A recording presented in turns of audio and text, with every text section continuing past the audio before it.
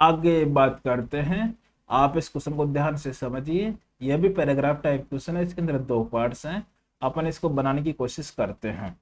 इसमें देखिए क्या बोल रहा है कि let f of x equal to a x square plus b x plus c into signum two times sine x minus one b a continuous function for every x belongs to 0 to 6 where a comma b comma c belongs to real number.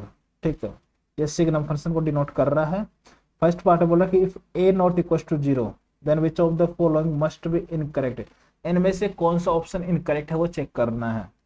Second part में बोल रहा है कि if c equal to zero then a plus b का value निकालना है। ठीक है, अपन को एफ एक्स दिया है a x square plus b x plus c into signum two times sine x minus one. ठीक है, ये अपने पास a x square plus b x plus c into signum two times sine x minus. अपन जानते हैं यदि signum के अंदर जो इनपुट है उसका वैल्यू यदि पॉजिटिव है तो उसका आउटपुट 1 निकलता है। जब सिग्नम के अंदर एग्जैक्ट वैल्यू 0 है तो उसका आउटपुट 0 निकलता है। यदि अंदर वैल्यू नेगेटिव है तो उसका आउटपुट -1 निकलता है। तो उसी को यूज करते हुए अपन देखिए इसको रिडिफाइन करते हैं। कैसे?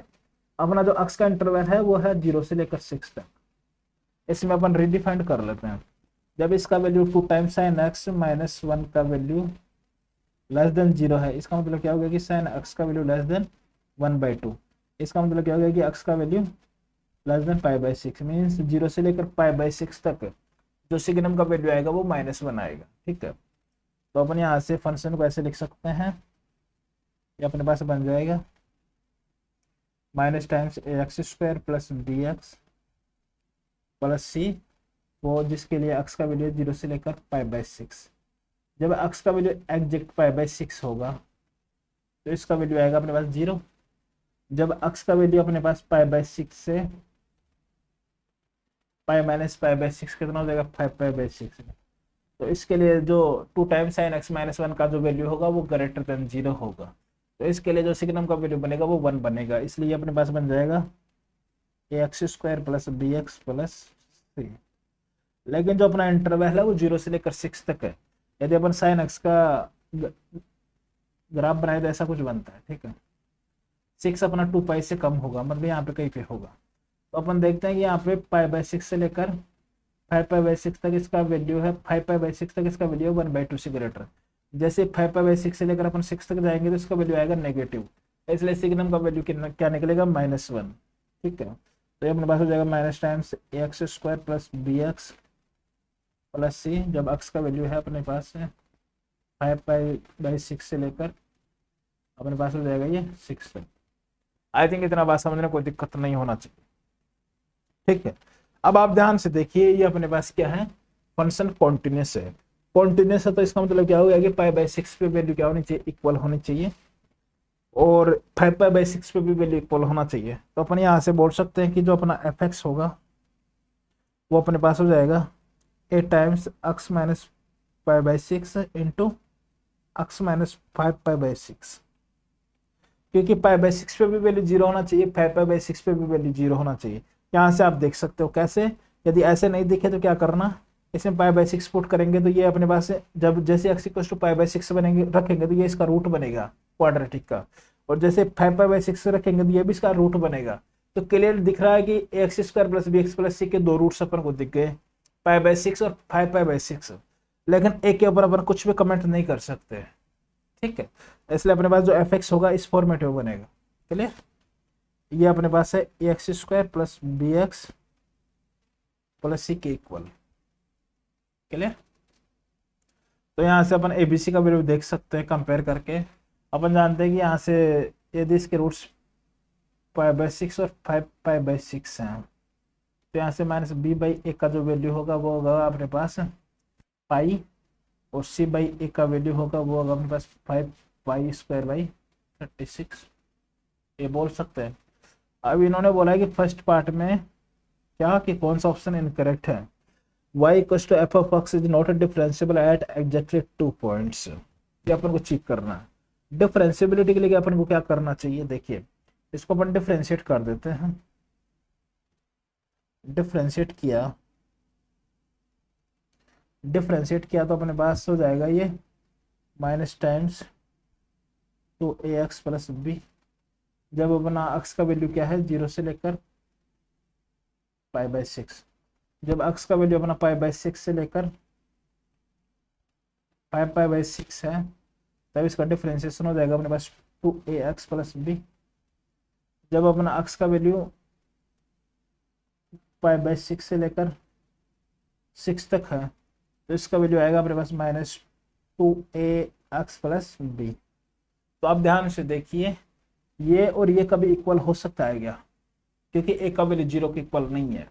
ए का वैल्यू 0 के इक्वल नहीं है तो अपने पास यहाँ से आएगा, यदि इसको डिफरेंशिएबल होना है तो ये इसके इक्वल होना चाहिए, ये इसके इक्वल होना चाहिए। तो यहाँ से क्या आ रहा है कि 2 टाइम्स 2ax प्लस बी का वैल्यू क्या होना चाहिए 0 होना चाहिए, ठीक है। और यहाँ से भी ये 0 होना चाहिए, लेकिन ए का वैल्यू 0 के इक्वल नहीं है, क्लियरली दिख रहा है। तो इसका मतलब क्या होगा कि इसका कभी भी वैल्यू 0 के इक्वल नहीं हो सकता। आप π/6 रखिए और या 5π/6 रखिए, ठीक है, 0 के इक्वल नहीं हो सकता। इसका मतलब क्या होगा कि π/6 पे भी डिफरेंशिएबल नहीं है और 5π/6 पे भी डिफरेंशिएबल नहीं है।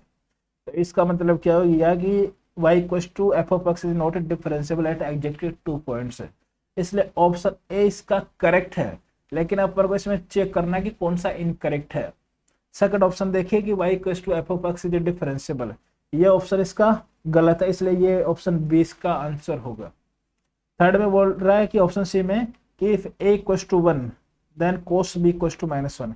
यदि a का वैल्यू 1 है तो cos b का वैल्यू क्या होगा -1 होगा। तो देख लेते हैं। अभी अपन ने देखा कि -b/a का वैल्यू किसके इक्वल है पाई के। तो यहाँ से क्लियर दिख रहा है कि -b का वैल्यू कितना है पाई, तो b का वैल्यू कितना हो गया -पाई। तो cos b का वैल्यू कितना हो गया क्लियर दिख रहा है, वो कितना हो जाएगा -1, ठीक है। तो ऑप्शन सी भी ठीक है। डी ऑप्शन बोल रहा है कि b² - 4ac का वैल्यू > 0 होना भी चाहिए, क्योंकि यदि ये इस रूट्स के दो रूट्स रियल आ रहे हैं π/6 और 5π/6 है तो डिस्क्रिमिनेंट तो पॉजिटिव होना ही चाहिए। तो b² - 4ac का वैल्यू > 0 होना चाहिए, इसलिए ये ऑप्शन भी सही है, डी भी और सी भी और ए भी। लेकिन अपन से इसमें पूछा कि इनकरेक्ट कौन सा है, तो इसलिए इसका ऑप्शन बी करेक्ट होगा। नेक्स्ट ऑप्शन देखिए, नेक्स्ट पार्ट कि यदि सी का वैल्यू 0 है तो ए प्लस बी का वैल्यू बताइए। यदि सी का वैल्यू 0 है, सी का वैल्यू 0 है तो अब ध्यान से देखिए, सी का वैल्यू 0 है तो यदि सी का वैल्यू 0 है तो ए का वैल्यू भी कितना होगा 0 होगा, ठीक है। और ए का वैल्यू 0 है तो बी का वैल्यू भी 0 होगा। तो यहाँ से ए प्लस बी का वैल्यू कितना होना चाहिए 0 होना चाहिए, तो इसका ऑप्शन डी करेक्ट होगा, ठीक है। नेक्स्ट क्वेश्चन आपके सामने है, यह भी पैराग्राफ टाइप क्वेश्चन है, आप ध्यान से ट्राई करिए। इसमें बोल रहा है कि let f(x) = x² - ax - b and g(x) = 2x² + 3x + a² where a, b, x belongs to real number। First part में बोला कि if gx > f(x) for every x, a belongs to r, then sum of integral values of b in interval 0 to 6। जो भी integer value possible है b की 0 से लेकर 6 तक, उसमें आपको देखना है कितनी वैल्यू है, सम बताना। सेकंड पार्ट बोल रहा है कि if mod of a - 1 plus mod of b - 2 = 0 then range of y = f(x/gx in is r except alpha, beta, then alpha plus beta का वैल्यू चेक करना है। आप ध्यान से ट्राई करिए,